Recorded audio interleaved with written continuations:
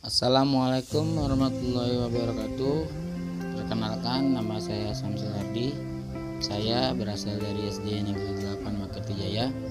Di sini saya mengikuti pendidikan guru penggerak angkatan 7 Kabupaten Banjarmasin. Dalam program pendidikan guru penggerak ini, saya didampingi oleh Bapak Arfan, MPD selaku pengajar praktik saya, serta Bapak Wiyoko SSI selaku fasilitator saya. Pada aksi nyata modul 1.4 ini tentang budaya positif, saya melakukan aksi nyata budaya positif, yaitu dengan pembuatan keyakinan kelas serta pengibasan budaya positif. Yang melatar belakangi aksi nyata ini yaitu perkembangan teknologi memudahkan dalam mempengaruhi perilaku negatif peserta didik. Dengan demikian, penanaman budaya positif merupakan salah satu cara dalam mengatasi permasalahan ini. Dalam menciptakan budaya positif di sekolah, dibutuhkan kolaborasi antara warga sekolah agar peserta didik memiliki karakter yang kuat sesuai profil pelajar Pancasila.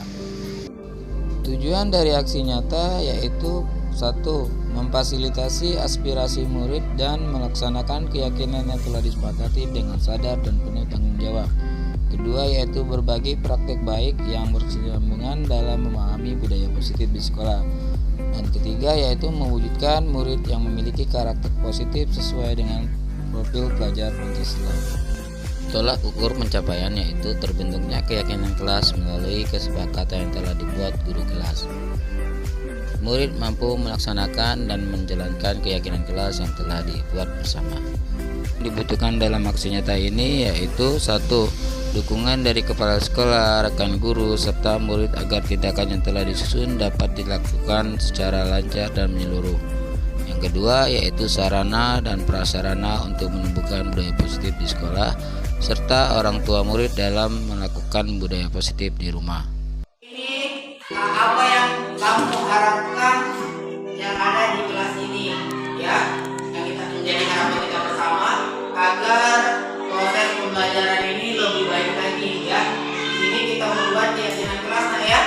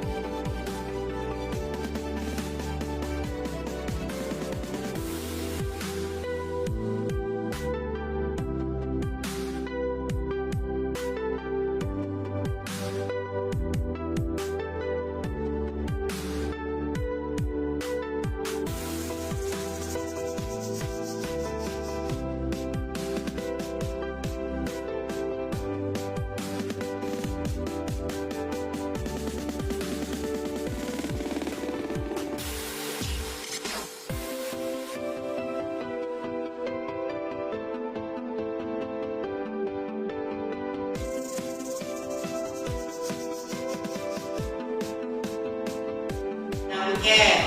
Yang kedua, membuang sampah pada tempatnya, menghormati guru ketika menjelaskan, sopan terhadap guru atau sesama manusia, membersihkan kelas, memakai baju seragam yang lengkap, sapa ketika melihat guru, datang lebih awal, bersaliman tangan kepada guru atau orang yang lebih tua, berseragam lengkap, harus sopan kepada guru, menjaga kebersihan sekolah. Oke, sekarang dari yang punya ini masukkan ke sini.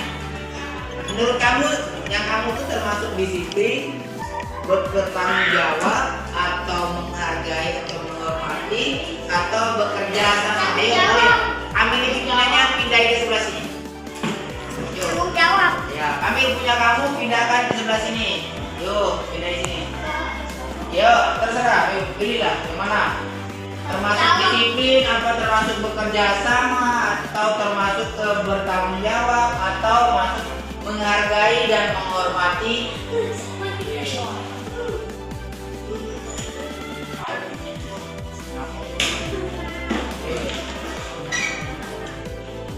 Di bawahnya apa?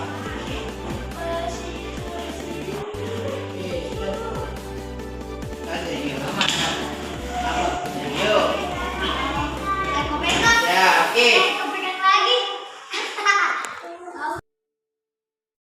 Dalam pengimbasan aksi nyata modul 1.4 budaya positif ini, saya melakukan kolaborasi bersama dengan Ibu Nur Aini MPD yang juga merupakan CGP Angkatan 7 Kabupaten Banyuasin. Assalamualaikum warahmatullahi wabarakatuh. Selamat pagi. Salam sejahtera bagi kita semua. Alhamdulillahirrahmanirrahim. Wassalatu wassalamu ala mursalin wa ala alihi wa sahbihi ajmain. Amma ba'du. Yang saya hormati kepada Kepala SMP Negeri 1 Madati Jaya atau yang mewakili. Yang saya hormati Bapak Kepala SD Negeri 8 Madati Jaya atau yang mewakili, serta bapak-bapak, ibu-ibu yang sempat hadir pada hari ini yang berbahagia. Puji syukur atas kehadirat Allah SWT, kiranya kita dapat berkumpul di ruang lab komputer dari SMP Negeri 1 Madati Jaya dalam rangka pengimbasan aksi nyata modul 1.4 budaya positif pendidikan guru penggerak Angkatan 7 Kabupaten Banyuasin. Selawat beriring salam kita haturkan kepada Nabi besar kita Nabi Muhammad Sallallahu Alaihi Wasallam. Semoga keluarga, sahabat, serta kita yang amalnya ini mendapat syafaat kelak nanti di yaumul qiyamah. Amin ya rabbal alamin. Oke, perkenalkan, nama saya Samsul Hadi. Saya dari SD Negeri 8 Madati Jaya. Di sini saya bersama dengan Ibu Nur Aini dari SMP Negeri 1 Madati Jaya. Di sini kami merupakan calon guru penggerak Angkatan 7 dari Kabupaten Banyuasin. Nah, kami di sini memiliki pengajar praktik yang berbeda. Kalau saya sendiri itu didampingi oleh Pak Arfan MPD, sedangkan Ibu Nur Aini itu didampingi oleh Ibu Sri Yusmainawati MPD. Dan kami memiliki satu fasilitator yang sama, yaitu Bapak Wiyoko SSI. Tujuan kami untuk melakukan pengimbasan ini yang pertama yaitu sebagai calon guru penggerak, ini tugas kami untuk melakukan aksi nyata 1.4 di sekolah masing-masing. Yang kedua yaitu berbagi sedikit ilmu yang kami dapat dari pendidikan guru penggerak, karena ilmu kalau tidak dibagikan atau disimpan sendiri tidak akan bermanfaat. Maka dari itu kami membagikan biar agar berguna dan berkelanjutan di kelak nanti. Yang ketiga yaitu saling bekerja sama untuk menciptakan budaya positif yang ada di sekolah masing-masing. Dari sini guru tidak akan bisa atau tidak akan mampu melakukan hal tersebut jika tidak didampingi atau didukung oleh unsur yang ada di sekolah seperti kepala sekolah, dewan guru, serta warga sekolah yang ada di lingkungan sekolah tersebut.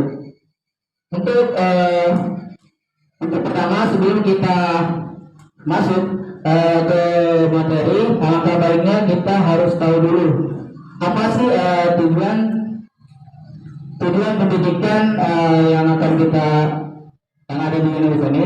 Ya, ini menurut Ki Hajar Dewantara berpendapat yaitu bahwa pendidikan memberikan tuntunan menuntun terhadap segala kekuatan kodrat yang dimiliki anak agar ia mampu mencapai keselamatan dan kebahagiaan yang setinggi-tingginya, baik sebagai manusia maupun sebagai anggota masyarakat. Nah, dari hal tersebut kita lihat itu ada kata menuntun. Menurut Bapak Ibu Guru, menuntun itu apa sih? Ya, Bu. Menurut pandangan Bapak Ibu Guru, menuntun apa? Mengarahkan ya, membimbing, mendampingi, membawa. Nah, jadi tugas guru itu hanya menuntun. Jadi setiap anak itu sudah memiliki kodratnya masing-masing. Nah, contoh dalam kodrat yang ada pada anak dan perbaiki lakunya. Nah, dari sini misalnya seperti ini, setiap anak pasti memiliki dasarnya ya, atau memiliki bakatnya sejak dari lahir, memiliki bakat, memiliki cita-cita. Nah, salah satu contoh misalnya ada anak yang ingin cita-citanya menjadi polisi. Kita sebagai guru kan tidak mau ya anak tersebut menjadi polisi yang sombong, polisi yang angkuh, polisi yang semena-mena lah. Maunya kita itu polisinya ya yang bertanggung jawab, disiplin, jujur, serta melakukan tugasnya dengan baik ya. Itu oke, di situ. Nah, Ki Hajar Dewantara itu juga mengibaratkan pendidikan itu sebagai lahan pertanian. Nah, guru sebagai petaninya, lahan pertanian itu sekolahnya, sedangkan anak itu sebagai bibit dari padi tersebut. Nah, misalnya salah satu contoh, lahannya sudah bagus, sudah subur, terus bibitnya sudah bibit unggul lah, yang bagus, yang mahal lah. Tapi petaninya atau gurunya tersebut itu tidak memperhatikan tanaman tersebut, tidak diberi pupuk, tidak dilakukan misalnya tanah tersebut kering, tidak dikasih irigasi dan sebagainya, maka apakah tanaman tersebut itu akan tumbuh? Tidak. Atau kalaupun tumbuh, dia tidak tumbuh sempurna sesuai dengan kodrat yang dimilikinya. Itu ya tujuan pendidikan menurut Bapak pendidikan kita ya, Bapak Ki Hajar Dewantara. Oke, next. Nah, untuk menciptakan tujuan pendidikan yang baik itu perlunya adanya budaya positif. Budaya positif itu yaitu adalah budaya yang terutama kita yaitu nilai-nilai keyakinan, kebiasaan di sekolah, serta yang berpihak pada murid dan berkembang pada menjadi pribadi yang kritis, penuh hormat, bertanggung jawab, dan sesuai dengan profil pelajar Pancasila. Oke, di sekolah kita ini sudah ada ya nilai-nilai positif. Sudah ada? Ada seperti 5S itu ya, sopan, salam, santun, apa lagi? Senyum. Nah, itu merupakan budaya positif yang ada di sekolah kita. Terus ada juga berdoa sebelum pembelajaran, berdoa sesudah pembelajaran, terus dan berbaris sebelum memasuki sekolah. Itu merupakan budaya positif yang akan menjadikan merupakan nilai-nilai nilai kebajikan sepertinya bertanggung jawab, hormat, disiplin dan sebagainya. Oke, next. Nah, ini materi yang akan kami sampaikan. Di sini saya akan menyampaikan terlebih dahulu. Nanti nanti dilanjutkan oleh Ibu Nuraini.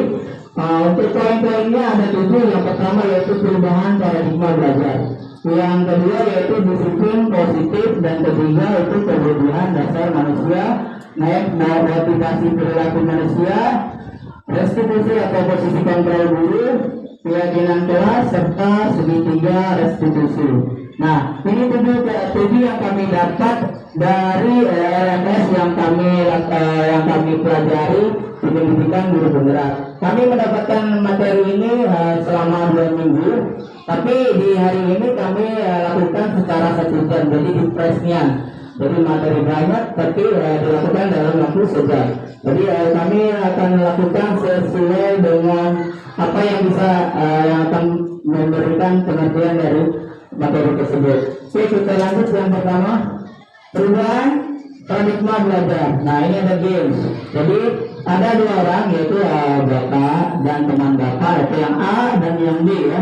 A itu sebagai diri kita sendiri dan B adalah orang kita. Nah, nanti setelah itu Bapak boleh dibagikan Bu kertas. Ya, dibagikan satu orang satu. Ini betul ya, Bu. Betul lagi. Nanti Ibu tulis di kertas itu hal yang paling berharga, bisa berlian atau emas atau sertifikat tanah, atau bisa ya, atau apapun yang paling berharga menurut Bapak Ibu di sini ya. Jadi setelah itu Bapak taruh secari kertas itu di tangan kanan atau kiri terserah, yang paling kuat lah intinya. Biasanya orang itu ada yang tangan kanannya kuat ya, ada yang juga yang tangan kirinya. Jadi tinggal Ibu tulis hal yang paling berharga, mungkin anak atau apalah, rumah mungkin ya. Sudah ditulis kayak berpasangan terserah ya, nanti Pak Sandi bersama dengan Pak Tamarus ya, atau Pak Beri sama Pak Putut, Bu ya. Sudah yang paling berharga mobil atau apa lah, tapi mobil nggak mungkin dipegang tangannya sih. Iya, ceritanya di situ adalah apa paling berharga buat Ibu, bisa buat berlian atau apalah. Iya, jadi juga orang ya, itu orang ya. Ya, oke. Nah, ya udah boleh dilihat ya, karena itu akan disembunyikan oleh bapak-bapak itu.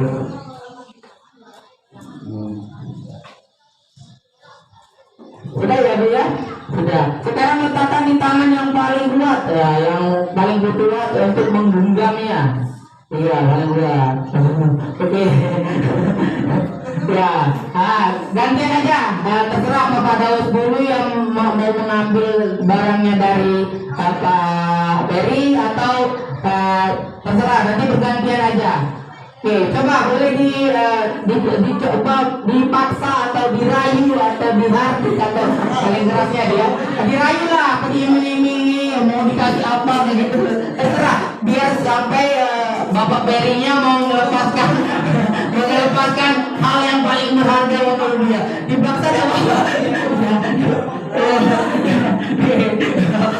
Serius ya. Oke ya. Oh, dapat ya.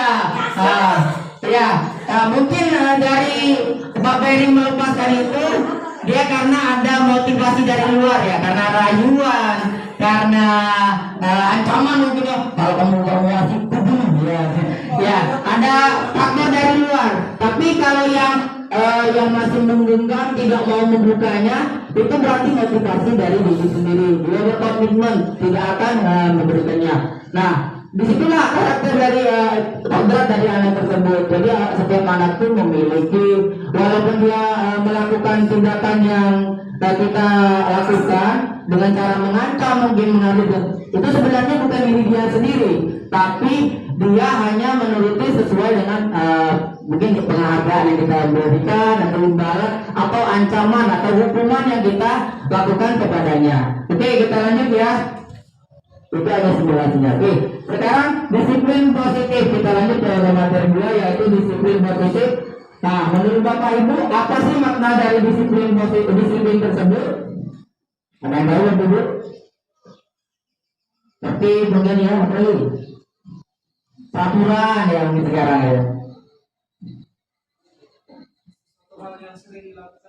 Oh iya, dilakukan dengan baik sesuai dengan apa yang disampaikan ya, Bu. Ya, benar ya. Jadi disiplin yang disiplin itu sebuah ini ya, kalau untuk artiannya ini secara artinya kemampuan memerintah diri sendiri dalam mengontrol dan menguasai diri untuk memilih tindakan yang mengacu pada nilai-nilai yang kita hargai dengan penuh tanggung jawab tanpa terperintah oleh orang lain. Nilai-nilai itu adalah nilai kebajikan atau sifat positif dari manusia, tujuan yang mulia yang dicapai setiap individu, yaitu nilai yang terdapat dalam profil pelajar Pancasila. Itu nilai-nilai yang di sini ada nilai yang kita hargai. Jadi berarti kita mau membuang sampah itu karena apa? Kita kasih nilai kebajikan ya, karena tempatnya biar bersih, terhindar dari penyakit mungkin. Jadi kalau bersih, belajar pun jadinya nyaman. Jadi kita kasih nilai-nilai yang nilai-nilai kebajikan dalam pembelajaran, bukan sekedar peraturan aja. Kalau kita peraturan kan diperaturan dia karena takut dihukum mungkin seperti simulasi tadi. Oke, kita lanjut ke materi 3, yaitu kebutuhan dasar dari manusia. Oke, realitas atau kebutuhan setiap manusia berbeda-beda. Kita harus berusaha memahami pandangan orang lain tentang dunia. Setiap orang memiliki gambaran yang berbeda. Jadi setiap orang itu pasti memiliki gambaran yang berbeda. Tidak bisa kita menyamakan semua orang. Itu ada 5 dari kebutuhan dasar manusia. Yang pertama biologi atau cinta dan kasih sayang. Nah, yang kedua yaitu power, kekuasaan, atau anak itu ingin jadi pemimpin atau gimana seperti itu. Survival atau tujuan hidup ya. Lanjut freedom atau kebebasan seperti itu. Terus lanjut fun atau kesenangan. Nah, agar lebih jelas lagi ini ada kasus dari Ibu Ayu ya. Ibu Ayu ini ngajar di kelas 5 SD. Ya, SD-nya SD lain yang Makati Jaya, sedang bingung menghadapi ulah dari salah satu murid di kelasnya. Mungkin ada juga di murid bapak ibu seperti ini menghadapi ulah salah satu muridnya yang bernama Berta. Beberapa siswa datang mengeluhkan sikap Berta yang sering meminta uang kepada temannya dengan cara memaksa. Jika kalian jika bapak ibu menghadapi masalah atau problem seperti Bu Ayu, sikap apa yang ibu lakukan? Menurut ibu atau bapak, apa alasan Berta melakukan hal tersebut? Ya, dari sini sikap apa yang harus kita lakukan?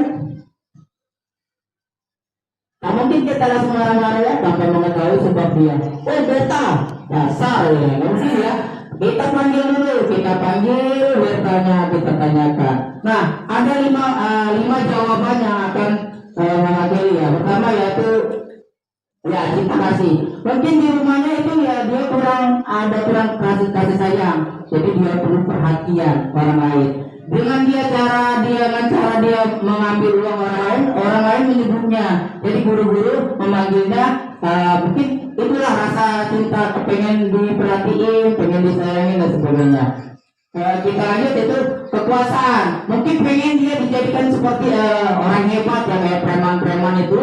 Jadi merasa dia lebih hebat. Jadi mungkin dia pengen jadi itulah intinya untuk merasa hebat lah. Mungkin itu kebutuhannya. Itu ada juga bisa fun, senang-senang aja.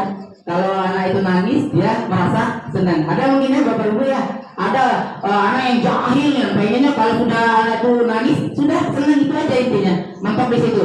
Lanjut, ada juga kebebasan. Mungkin dia kalau di rumah itu mungkin kayak gitu aja hidupnya. Kalau di sekolah lebih fun. Jadi dengan cara seperti itu dia merasa bebas ya. Belajar terus mungkin gimana gitu.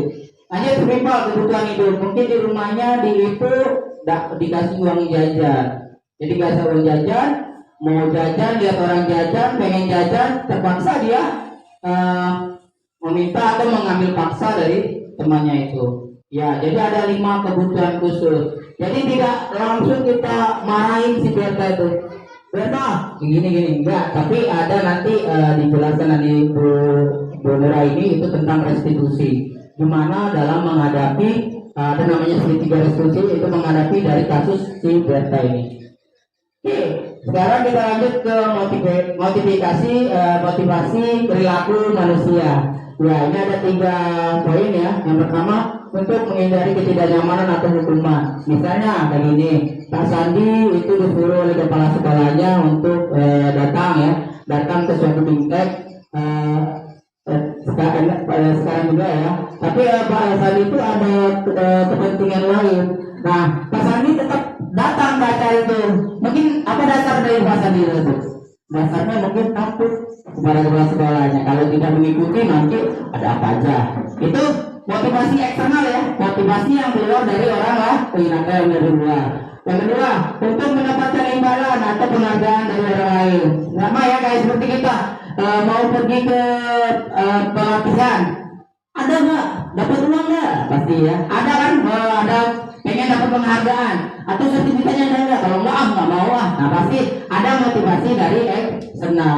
Untuk yang kedua ini harapan kita jangan dilakukan lagi karena ini motivasi dari luar, bukan dari diri kita sendiri. Kalau kita lakukan seperti itu terus akan jadi kebiasaan. Untuk yang ketiga ini yang patut kita ambil kita kita yakini atau kita lakukan untuk menjadi orang yang mereka inginkan dan menghargai diri sendiri dengan nilai yang mereka percayai.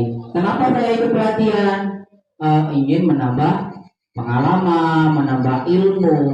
Ya, sama seperti kami Bunuraing ini intinya bukan iming-iming karena ingin jadi kepala sekolah, ingin iming-iming jadi pengawas, iming-iming pengen jadi hebat, enggak. Intinya menambah ilmu pengetahuan. Karena di guru penggerak ini banyak yang kita dapatkan. Pertama yaitu teman, yang kedua terus itu ilmunya juga didapat dari orang-orang yang ada yang berkompeten ya. Jadi terus gurunya nggak bisa bikin Canva dengan seperti ini, bikin video secara cepat. Dengan adanya guru penggerak ya, jadi ya karena ada timbal baliknya itu faktor internal ya, motivasi internal karena ingin menambah ilmu pengetahuan. Oke, kita next. Sekarang hukuman dan konsekuensi.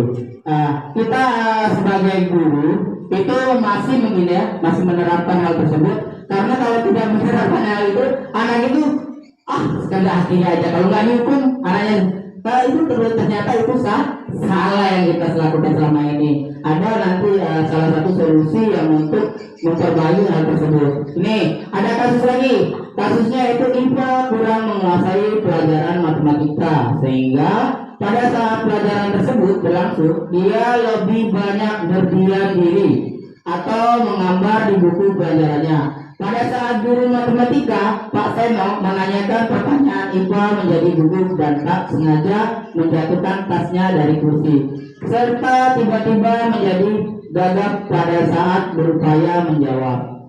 Seluruh kelas pun tertawa melihat perilaku yang IPA berbicara tergagap dan terkejut dan tersebut. Oke, Pak Seno pada saat itu membiarkan teman-teman IPA menertawakan IPA yang tergagap dan malu luar biasa, dan malahan IPA minta IPA untuk maju ke depan dan berdiri di depan kelas sambil menunjukkan hidungnya karena tidak bisa menjawab pertanyaan Pak Seno. Kelas makin gaduh dan anak-anak pun tertawa. Nah, IPA di depan kelas memegang ujung hidungnya. Nah, ada dua pertanyaan. Yang pertama, apakah Anda setuju dengan tindakan Pak Seno tersebut? Tidak. Mengapa?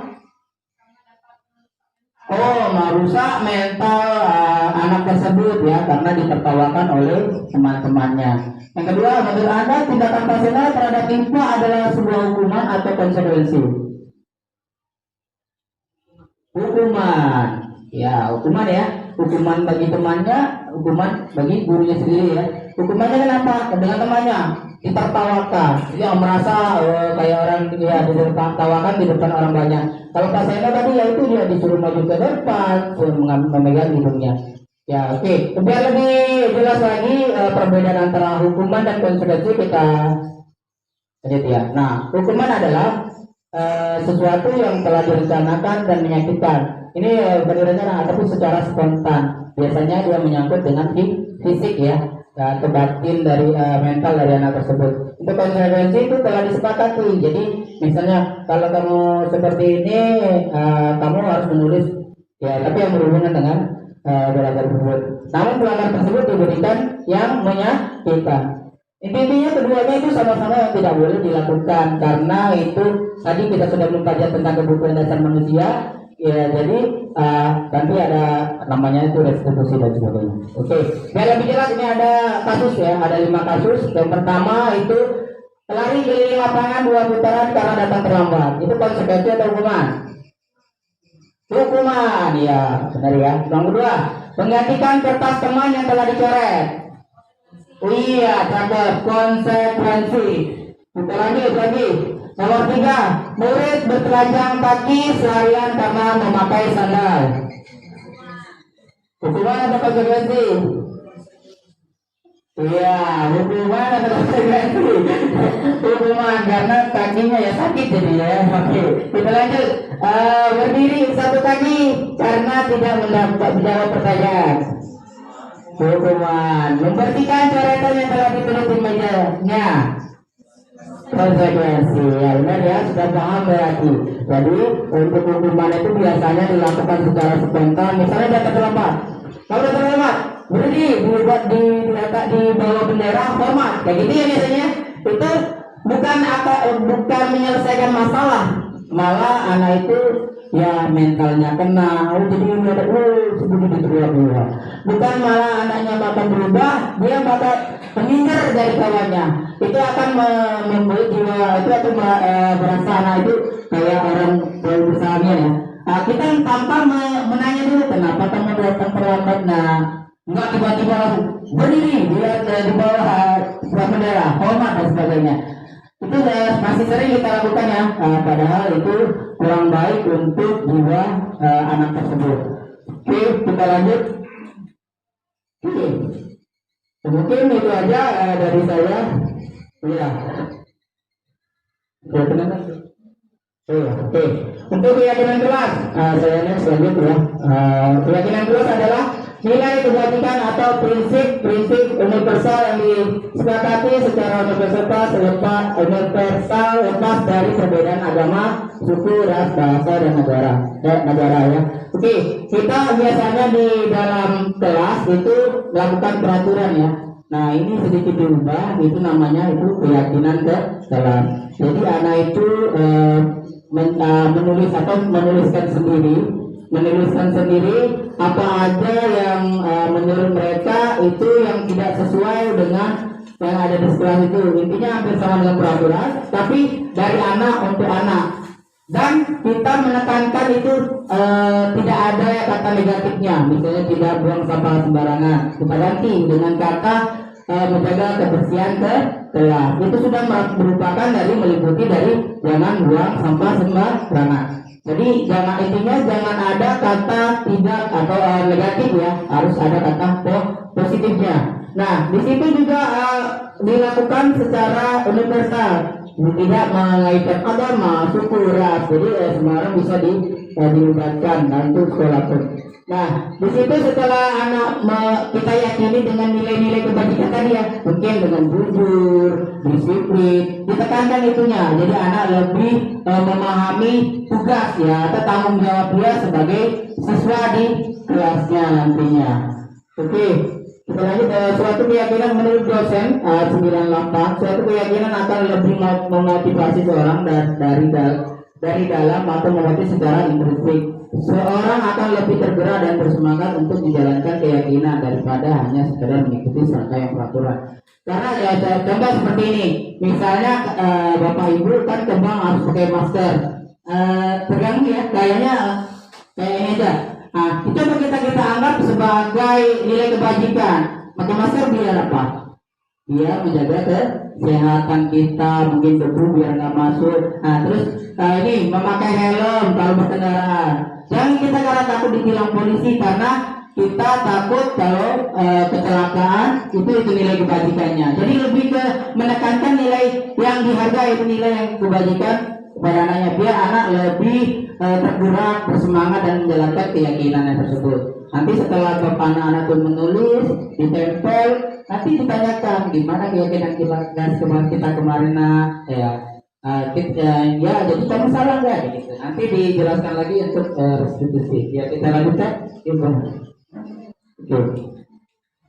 Oke, untuk materi selanjutnya akan disampaikan Ibu Nuraini MPGDR. Kepada Ibu Nuraini kami persilakan.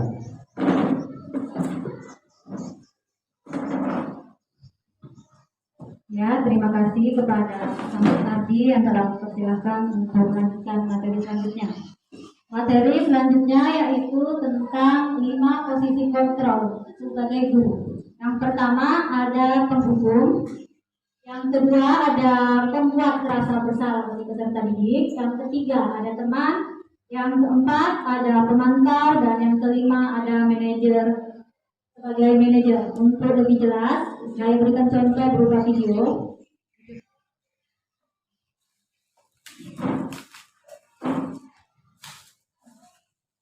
Bisa diperhatikan ya Bapak Ibu, di sini ada 5 posisi kontrol berbagai macam.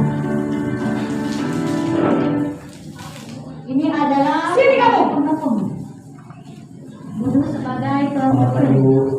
Selalu terlambat. Kamu deh, pasti terlambat. Maaf Bu, saya Apa? Apa coba? Alasan kamu apa lagi? Kapan sih kamu tidak terlambat? Malas sekali ya kamu jadi anak. saya Dasar pemalas. Gak kapok-kapok sih kamu. Sudah berapa kali terlambat? Sana, kamu keliling lapangan basket 2 kali. kenapa saya harus keliling lapangan basket Bu? Kenapa? Kamu melawan ibu? Berani-beraninya jawab. Sudah terlambat, masih berani jawab pula. Sekarang, keliling lapangan basket 5 kali sekalian. Biar kapok. Cepat. Pergi sana ke lapangan basket. Di sini ada fungsi Nah. sebagai membuat rasa bersalah, memberikan rasa bersalah kepada peserta didik. Selamat pagi Bu. Wah, sudah jam berapa ini nak? Terlambat lagi ya sayang. Iya Bu, habis ibu saya lupa bangunkan saya Bu. Kamu malah menyalahkan ibu kamu. Kamu bukannya anak yang larinya paling kencang. Kok terlambat sih? Iya Bu, saya memang terlambat bangun tadi. Jadi biarpun saya lari kencang, tetap gak ngejar Bu. Ya sudah sana. Nanti lain kali larinya lebih kencang lagi ya. Biar gak terlambat lagi. Bikin seneng ibu. Demi ibu. Bisa kan? Bisa lah Bu. Ya sudah sana masuk kelas. Ibu beresin urusan absen kamu. Kamu ini ada-ada saja. Sini sebagai posisi pemantau. Naren!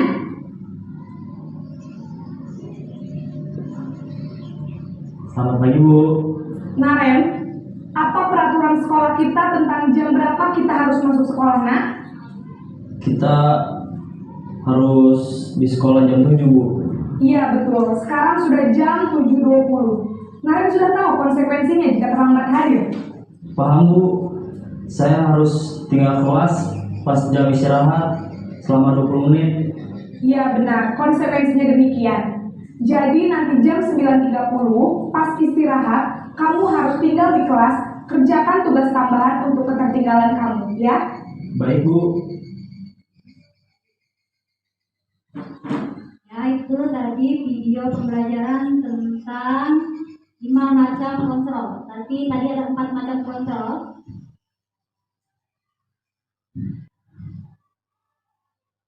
Tadi ada 5 posisi kontrol guru kepada peserta didik.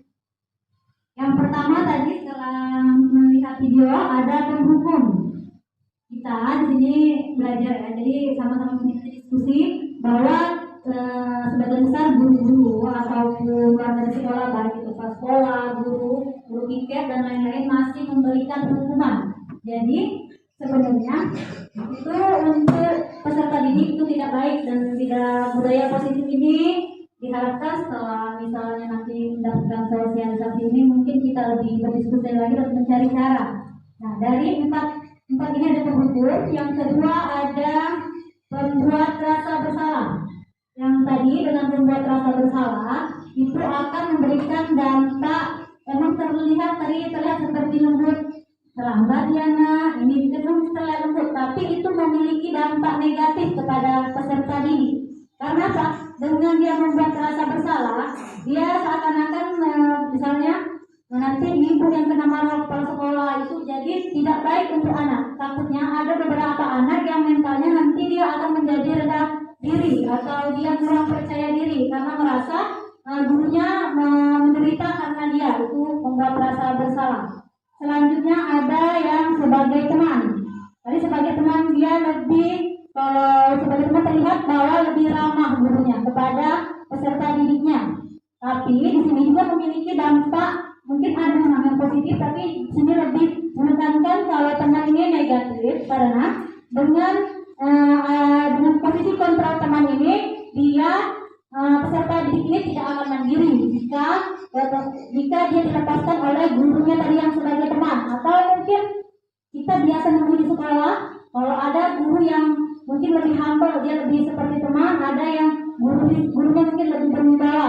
Nah, biasanya siswa itu takutnya dia dengan posisi kontrol sebagai teman, dia akan hanya menyukai guru-guru tertentu yang dia anggap sebagai teman tadi, yang harus dianggap dia sebagai hal sangat humble tadi. Jadi kita sebagai guru pun harus memiliki batasan tertentu kepada peserta didik. Yang selanjutnya ada yang sebagai pemantau. Misalnya saya kasih contoh tadi, ada sebagai pemantau dia memberikan hukuman, kemudian disuruh karena dia terlambat istirahat, disuruh jangan istirahat, mengerjakan tugas yang tertinggal. Dengan posisi pemantau ini mungkin biasa juga kita lakukan, tapi ini juga kurang baik. Karena apa? Pertama, selain karena dia kurang mandiri, siswa juga kurang mengerti kenapa dia dihukum. Karena di situ belum dijelaskan mengapa dia dihukum, belum dikasih keyakinan kelas agar tidak mengulanginya lagi. Yang selanjutnya ada posisi manajer. Nah, posisi manajer inilah setelah kita belajar tentang budaya positif, kita harapkan dengan posisi manajer ini mampu kita aplikasikan. Saya berikan contoh lagi ya, posisi manajer. Jadi ini diperhatikan ini langkah-langkah yang baik untuk menghadapi siswa-siswa yang mengalami masalah, bisa itu terlambat, bisa itu melakukan kesalahan atau berkelahi. Jadi saya kasih contohnya. Yang video Naren tadi aja biar lebih jelas perbedaannya.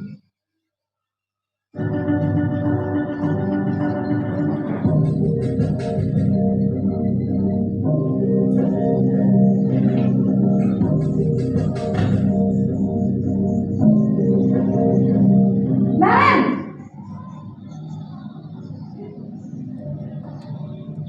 Selamat pagi Bu. Selamat pagi Naren. Maaf Bu, saya terlambat. Iya, sekolah masuknya jam 7, sekarang sudah jam 7.20. Jadi sekarang bagaimana ini Naren? Maaf Bu, saya lupa setel alarm saya semalam. Baiklah, menurut kamu, keyakinan sekolah yang mana yang perlu kamu tingkatkan?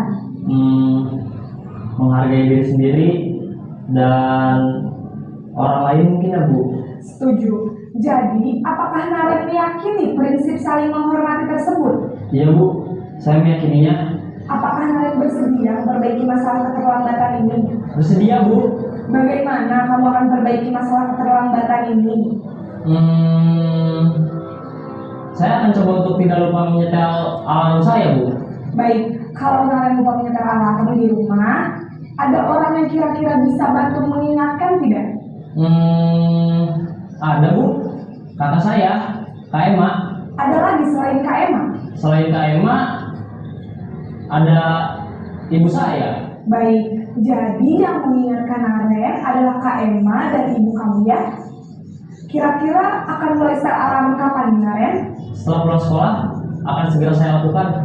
Baik, jadi Naren akan setel alarm untuk bangun besok pagi dan akan diingatkan oleh kakak dan ibunda Naren ya. Ada lagi yang mungkin perlu dilakukan Naren agar tidak terlambat bangun lagi? Tidak ada Bu. Baik Naren, terima kasih untuk bersama kamu. Sekarang kamu perlu kembali ke kelas untuk belajar. Baik Bu, terima kasih.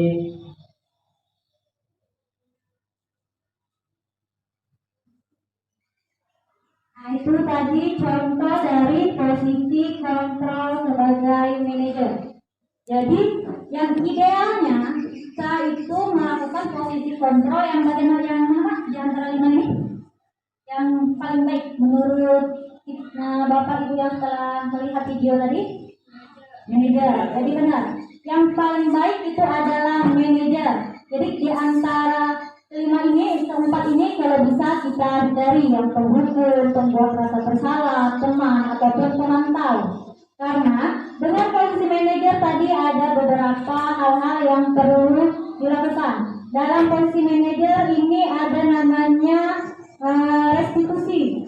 Nah, di sini ada juga bagian poin yang kurang di mana yaitu bahwa guru itu tidak baik sebenarnya kalau memberi suatu penghargaan. Ada yang memberikan motivasi, kan kita membiasakan diri kalau misalnya dikasih contoh di sini ya. Kasih contoh di sini misalnya lomba taman nanti mendapat piala juara ini. Sebenarnya itu dalam budaya positif juga tidak baik, karena dengan adanya penghargaan dari budaya positif kita tuh fungsinya adalah menumbuhkan kesadaran anak dari diri sendiri. Jadi kalau dengan adanya penghargaan kita bisa contoh, misal dia lomba bulan ini akan diumumkan, baru dia kerjakan. Tidak diumumkan lagi, dia tidak memperbaiki taman lagi. Disitulah kelemahan dari sebuah penghargaan. Maka itu posisi yang paling baik adalah manajer. Adapun langkah-langkah untuk posisi manajer, yaitu dengan restitusi, di sini saya akan mencoba.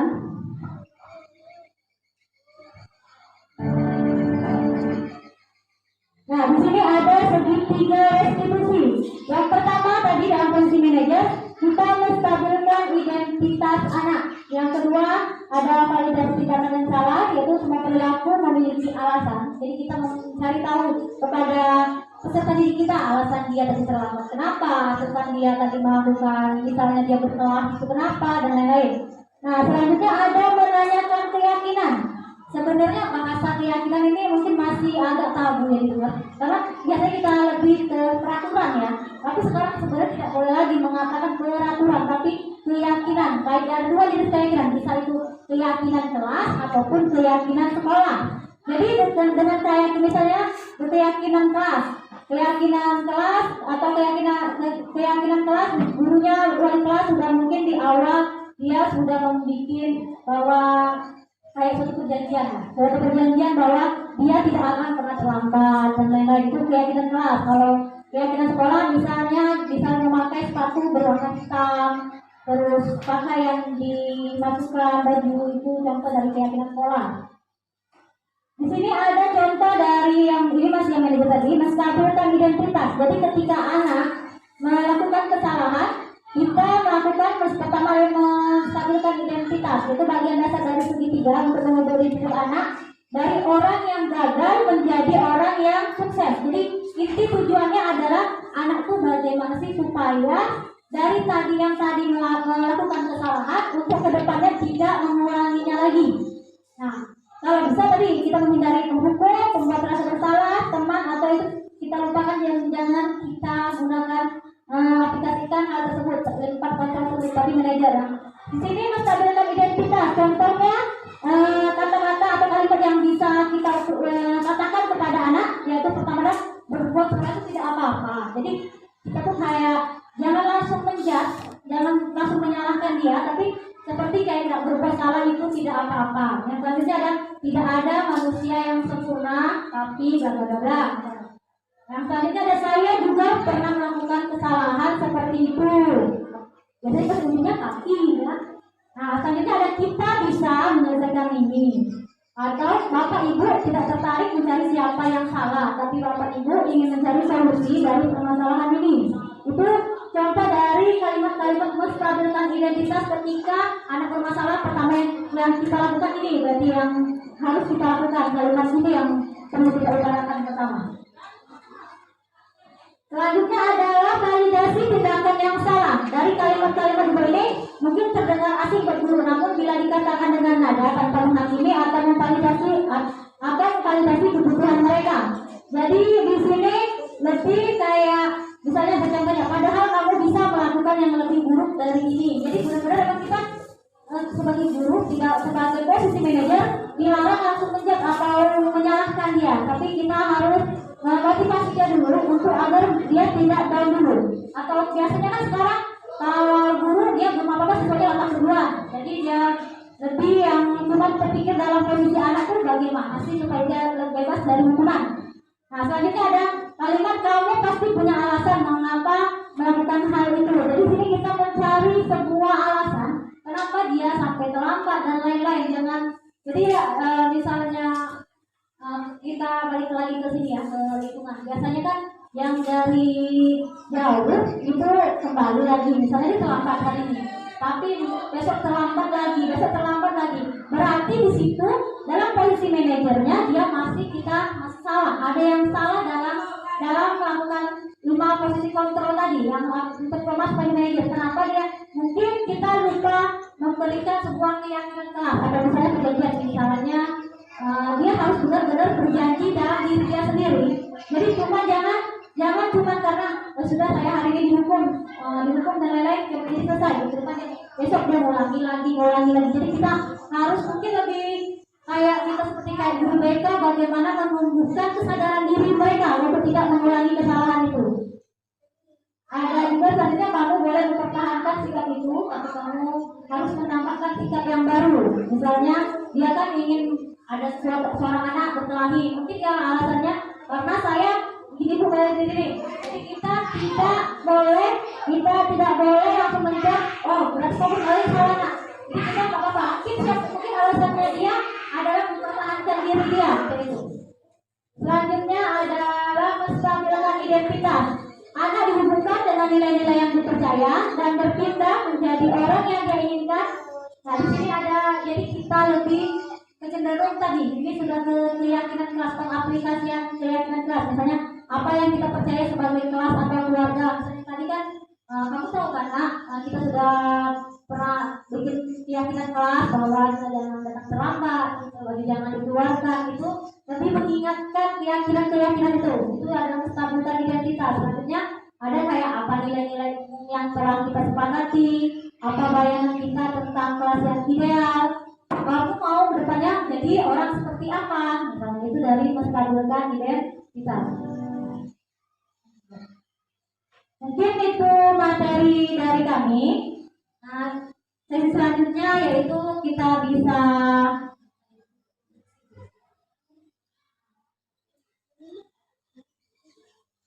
di sini. Nah, selanjutnya sebelum tanya jawab mungkin ada sesi berargumen atau mungkin bisa sharing di sini. Kira-kira dari setelah kita mendapatkan materi ini, kira-kira susahnya di aplikasiannya di sekolah ini apa? Kira-kira supaya itu mungkin lebih, apalagi terutama ada guru-guru BK, dia jadi lebih tahu, jadi kita saling berbagi informasi. Bagaimana, ada yang ingin berargumen dari materi ini? Kira-kira ada kelebihan dan kekurangannya untuk pengaplikasian budaya positif ini di sekolah? Bagaimana Pak? Secara umum sudah baik.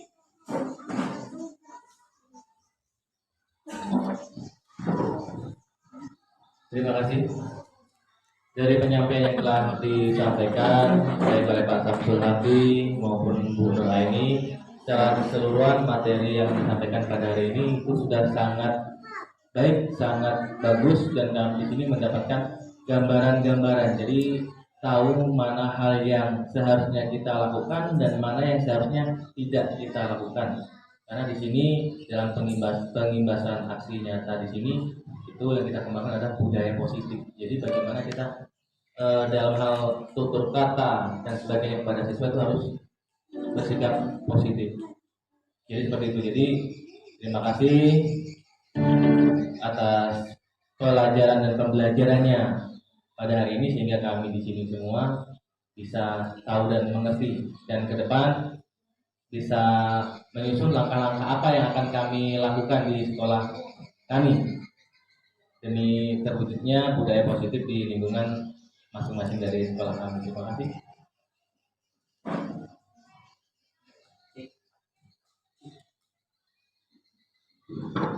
Ya, terima kasih kepada Pak Putut yang telah memberikan responnya dari hasil presentasi kami.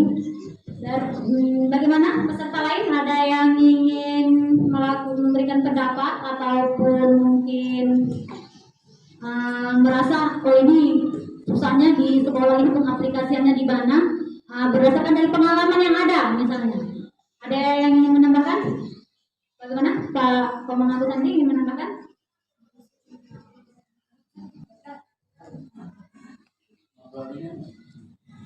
Ini gantian. Ya. Mungkin sedikit ya, tentunya sudah cukup baik yang dijelaskan oleh Bu Nur dengan Pak Samsul. Ya, ini menambahkan ya yang disampaikan oleh Pak Putri. Belum ada pertanyaan tadi. Oke, sedikit mungkin di dalam apa yang sudah dijelaskan tadi itu sangat positif di dalam manajerial ya, dalam manajer kita, dalam mendidik kita memberikan tuntunan yang disampaikan oleh Ki Hajar Dewantara tadi. Nah, tentunya di dalam penyampaian budaya positif ini yang pertama dilakukan adalah guru dulu. Iya, guru dulu baru ya siswa. Itu yang paling penting terlebih dahulu yang kita lakukan. Jadi yang terpenting itu budaya positif antar guru. Kalau antar guru sudah bagus, nanti ke siswa itu akan lebih baik. Mungkin itu. Ya, benar sekali ya, bahwa untuk budaya positif ini tidak hanya kepada peserta didik, benar. Tapi budaya positif ini kepada seluruh warga sekolah, apalagi guru harus memberikan teladan yang baik. Jadi ya, menjadi contoh dulu. Setelah dia menjadi contoh, misalnya tadi berarti ya, kita sadar diri bahwa kalau kita meminta anaknya supaya tidak terlambat, kita datangnya lebih awal memberikan contoh, mungkin dari situ. Dengan pesan tadi ingin ada yang menambahkan materi? Nanti yang disampaikan Pak Sandi tadi sudah sangat baik ya. Ya benar apa kata Pak Sandi tadi. Karena kita tidak mungkin kan hanya berkata-kata. Sedangkan kita sendiri itu datang terlambat. Kita pakai sendal, terus dan berseragam lengkap. Yang lain pakai baju pendek, kita pakai baju olahraga. Padahal kita dulu kelas, misalnya seperti itu. Tidak akan mungkin lah berjalan adanya budaya positif itu ketika pemimpinnya itu tidak memberikan contoh yang lebih baik. Dari hal ini, itulah kami melakukan penindasan kepada guru, bukan ke siswa, ke gurunya. Jadi nanti setiap guru pasti memiliki kelas ya. Nggak usah secara luas dulu, ke kelas kita masing-masing aja dulu. Nah, kalau setelah kita masing-masing kita sudah lumayan bagus, baru kita bisa terapkan. Karena itu harus berhubungan dengan unsur yang ada di sekolah, seperti kepala sekolah. Nggak mungkin yang kita harus seperti ini, kita ngatur guru lain. Enggak, karena adanya pemimpin, nggak mungkin kita melangkah pemimpin sebelum adanya ya tadi ada keterlibatan guru, ya, mungkin tenaga administrasinya juga tentang dan sebagainya. Ya mungkin saja. Untuk selanjutnya kalau masih ada pertanyaan nggak apa-apa lah, pertanyaan kita sharing aja ya, bukan mau ngadu kepintaran enggak, cuma sekedar sharing aja tentang budaya positif. Di sini juga kami cuman ini tugas dari LMS ya, jadi dari tugas dari fasilitator kami untuk melakukan aksi nyata, untuk menyampaikan apa yang telah kami dapatkan di LMS dan disampaikan kepada guru-guru yang ada di lingkungan sekolahnya. Oke? Oh ya, oke. Ini ada salah satu contoh video dari posisi kontrol sebagai manajer. Kalau kita terapkan di sekolah, alangkah baiknya. Jadi anak itu merasa nyaman, merasa diperhatikan dan sebagainya.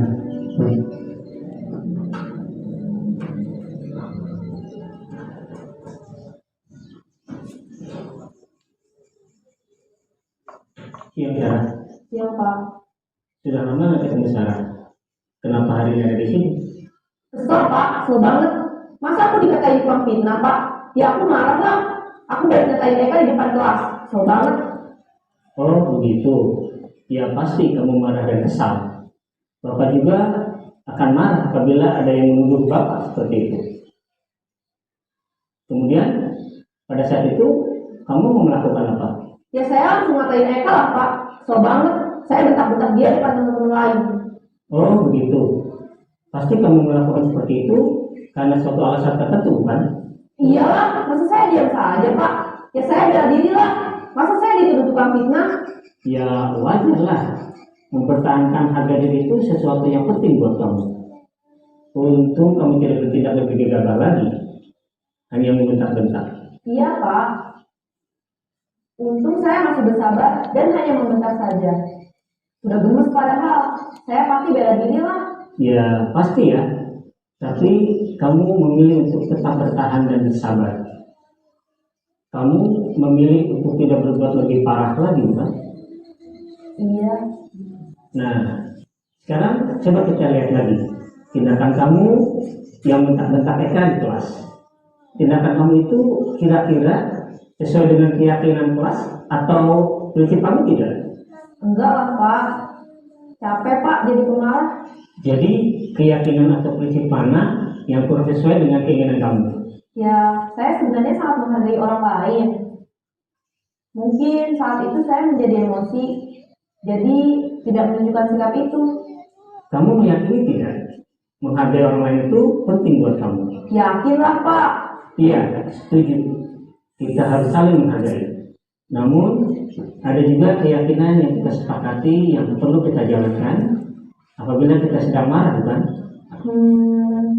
Ya, saya bisa lebih proaktif, mulai dengan diri sendiri. Saya bisa jadi lebih bersabar, mengambil waktu jeda untuk berpikir mau apa selanjutnya. Kira-kira kamu bersedia memperbaiki masalah ini tidak? Bersedia Pak. Kalau kamu memperbaiki masalah ini, kamu akan menjadi orang seperti apa? Saya akan menjadi orang yang bertanggung jawab kali ya Pak. Dan senantiasa proaktif. Iya, menurut kamu bagaimana rasanya menjadi orang seperti itu? Ya nyaman lah, bangga bisa bersabar dan menahan diri. Baiklah kalau begitu. Yuk kita pikirkan bagaimana memperbaiki masalah ini. Ya, ini video dari tentang segitiga restitusi ya. Kita tidak langsung menyalahkan anak itu karena dia membentak-bentak di kelas, kita main di situ. Itu akan memberikan hukuman bagi dia. Dia tuh nanti merasa aduh gimana. Jadi akan merusak mental si anak tersebut. Nah, cara yang dilakukan bapak tadi itu benar, dipanggil lah, curhat pendapat di dalam ruangan kelas, ruangan kantor ya. Jadi ditanya dulu, distabilkan dulu. Pertamanya itu sih marah-marah ya, tinggi-tinggi. Setelah distabilkan, lama-lama lunak ya, karena tahu nilai yang ada, nilai-nilai kebajikan tadi yang kita jelaskan tadi, nilai kebajikan tadi tentang bersabar, terus itu tidak melakukan pembenaran tersebut. Terus setelah itu baru kita menanyakan keyakinan kelas atau keyakinan sekolah yang telah diterapkan di sekolah tersebut. Ya, hampir mirip berdasar benar kata Bu Merenta, hampir mirip peraturan.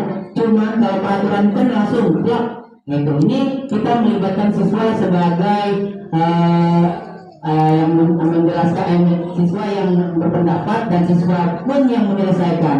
Jadi kita sebagai ya tadi sama kalian menuntun.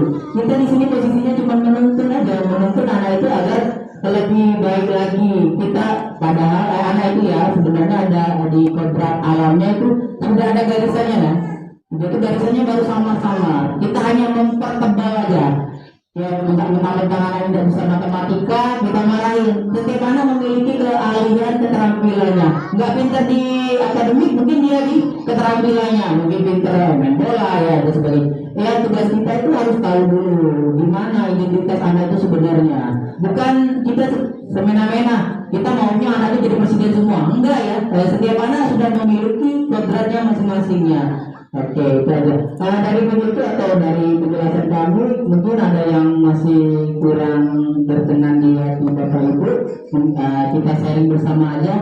Di sini kami tadi ya kami ulangi lagi, kami bukan sepintar, tapi di sini kami cuma berbagi ilmu, berbagi pengalaman aja. Oke. Ya, ada yang mau bertanya? Iya, oke. Sharing aja. Sip. Ya, sedikit sikap ya. Enggak apa-apa, Mas. Teman-teman yang lain bisa membuat pertanyaan juga. Nah, ini mungkin pertanyaannya simpel ya. Mungkin tidak ada kaitannya dengan yang kita lakukan pada hari ini tentang budaya musik. Tetapi ini pernah terjadi ya. Nah, bagaimana sikap Bapak Ibu sebagai moderator hari ini, sebagai narasumber hari ini menyikapi terhadap anak yang kita tidak naikkan pada kelas? Bagaimana itu solusinya? Apakah kita itu sudah berbuat budaya positif atau bagaimana? Coba jelaskan sedikit.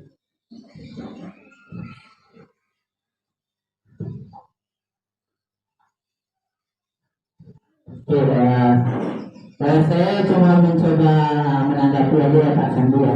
Oke, untuk yang lainnya bukan di sekolah Pak Sandi aja, mungkin di setiap sekolah itu, apalagi kurikulum kita memerdekakan anak ya. Jadi kalau kita melakukan hal yang seperti yang disebutkan tadi, maka kita melanggar ya. Anak itu memiliki kebebasan. Nah, di sini kalau kita lakukan segitiga resolusi yang ini, mungkin akan setelah akhir semester mungkin anak itu akan berubah. Nah, kalau kita melakukannya di akhir, mungkin gimana mau berubahnya? Karena ini kan proses panjang dalam jangka panjang, bukan jangka singkat. Kayak hukuman itu jangka singkat Pak. Kita hukum, apa dia besok nggak mau lagi melakukan itu? Pasti dia makan teman. Paling buang sampah. Paling keliling lapangan. Nah, itu saya juga sudah mengalami di kelas saya. Setelah tidak kerjakan PR, ambil sampah, buang sampah. Oh, dibuang sampah. Besoknya buang sampah lagi Pak, yang boleh ya. Jatuhnya kita tidak memberikan pelajaran bagi anak itu, malah memberikan kebiasaan yang buruk. Nah, untuk yang kasus Pak Zat ini, jika segitiga resolusi ini dilakukan secara bertahap, akan mungkin ada perubahan. Kalaupun anak itu tidak akan berubah, berarti masih ada, seperti kata pengira ini, masih ada salah kita. Penekanan nilai yang dihargai itu seperti apa? Nah, mungkin ada yang masih masih ada revisi lagi lah. Mungkin sharing sama guru lain, gimana ya? Aku sudah melakukan seperti ini, tapi anak itu masih seperti ini. Nah, jadi tinggal diskusi.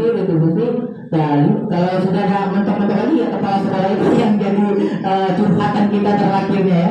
Tapi kalau insya Allah setelah kita lakukan segitiga resolusi ini, kita akan melakukan perubahan dalam proses pendidikan yang ada di khususnya di Kabupaten Banyuasin. Itu aja yang bisa saya tambahkan. Kalau masih mungkin dari yang lain bisa memiliki pendapat yang lain, Bu Nuraini.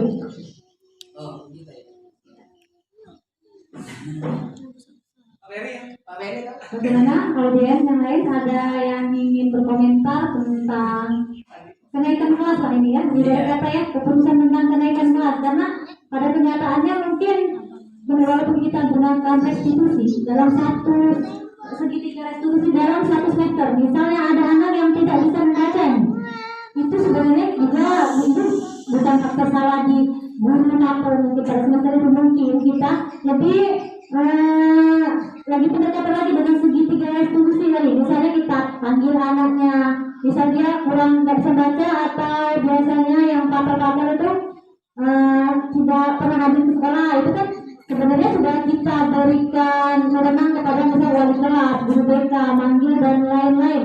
Jadi tapi kalau misal pada akhirnya nanti sudah dilakukan segitiga restitusi ini, tapi anaknya sendiri ya, itu apa boleh buat seandainya memang tidak naik kelas. Kalau memang tidak naik kelas, tapi asal dengan mungkin hasil diskusi kepada seluruh guru. Jadi menurut saya ya, kalau memang mencapnya memang sudah melakukan segitiga restitusi, terus sudah pendekatan dengan wali murid, setelah kita lakukan bimbingan secara ekstra, misalnya dia tidak bisa membaca dan berhitung misalnya. Tapi seandainya kita belum lakukan, karena kita berpikir, yang penting saya mengajar, tapi kita tidak mau meluangkan waktu kita lebih untuk kepada anak-anak yang tadi yang bisa nekat tadi. Berarti itu bisa saya katakan salah pada gurunya seandainya kita belum memberikan waktu kita untuk membimbing anak tersebut. Tapi kalau yang benar-benar sudah maksimal menurut kita sebagai guru, sudah melakukan itu maksimal, tapi yang ternyata tidak bisa naik kelas, menurut kami itu yang nggak apa-apa. Kalau sudah kelas sadar, dia lebih bisa belajar lagi untuk ke berikutnya. Mungkin dia butuh pembelajaran untuk pembelajaran tahun itu agar tahun depan lebih baik lagi. Gimana Pak Sebut mungkin? Jadi yang penting itu adalah membuat kreativitas. Iya, ada kelas. Nilai-nilai yang harus dihargai, bukan larangan ya. Kalau biasanya larangan itu malah sering dilakukan karena larangan atau yang harus dilanggar maksudnya. Nah, kita harus menanamkan nilai-nilai kebajikan yang harus diperoleh anak tersebut. Bukan kata jangan buang sampah ke sembarangan, itu larangan, jangan itu ya. Harusnya jagalah kebersihan atau gimana ya. Jadi intinya dari jaga kebersihan itu kayak tadi seperti aja itu. Oke, yang lain? Ya, Mungkin itu saja hasil dari presentasi kami. Kalau salah kami mohon maaf ya kepada Allah yang Maha Ampun. Kami akhiri, semoga bermanfaat bagi kita semua. Assalamualaikum warahmatullahi wabarakatuh. Assalamualaikum warahmatullahi wabarakatuh. Salam sejahtera untuk kita semuanya. Nama saya Edi Sukayeno SPD, Kepala Sekolah SD Negeri 8 Makati Jaya, Kecamatan Makati Jaya, Kabupaten Banyuasin, Sumatera Selatan. Saya senang menyaksikan etos kerja para guru di SD Negeri 8 Makati Jaya ini yang memiliki semangat yang tinggi. Lebih senang lagi bahwa di SD 8 Makati Jaya ini ada salah satu guru yang bernama Samsul Hardi SPD yang berhasil mengikuti pendidikan sebagai guru penggerak.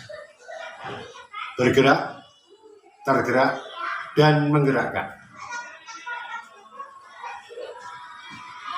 Dalam usaha untuk meningkatkan prestasi anak didik serta meningkatkan kualitas akan lebih mantap. Dengan pembahasan modul 1.4 yang dipaparkan oleh Bapak Samsul Hardi tentang budaya disiplin merupakan aksi nyata dari program guru penggerak,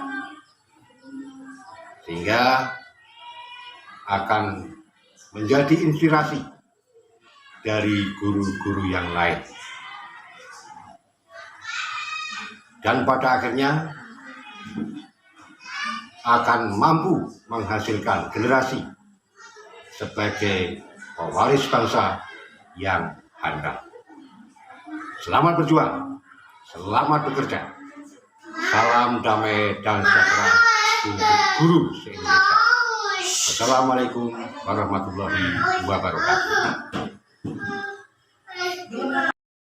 Assalamualaikum warahmatullahi wabarakatuh. Saya nama Eka Rusmianti, rekan dari Bapak Samsul Hardi dari SD Negeri 8 Makati Jaya. Menurut saya, apa yang telah dipaparkan oleh Bapak Samsul Hardi mengenai budaya positif sangatlah bagus. Bisa diterapkan di sekolah, terutama disiplin positif. Positif untuk siswa, karena masih banyak siswa melakukan peraturan dikarenakan faktor ekstrinsik, bukan dalam dirinya sendiri. Dari sini kami lebih tahu dalam memposisikan diri kami terhadap siswa, apakah sebagai pemberi hukuman, pemantau, atau pembuatan rasa bersalah sebagai teman atau manajer. Semoga adanya pengembasan modul 1.4 budaya positif ini kita dapat menerapkan bersama-sama agar membentuk siswa yang berkarakter sesuai dengan profil Pancasila. Sekian dari saya, terima kasih. Wassalamualaikum warahmatullahi wabarakatuh. Sekian aksi nyata modul 1.4 dari saya. Semoga bermanfaat. Merdeka belajar. Terima kasih. Wassalamualaikum warahmatullahi wabarakatuh.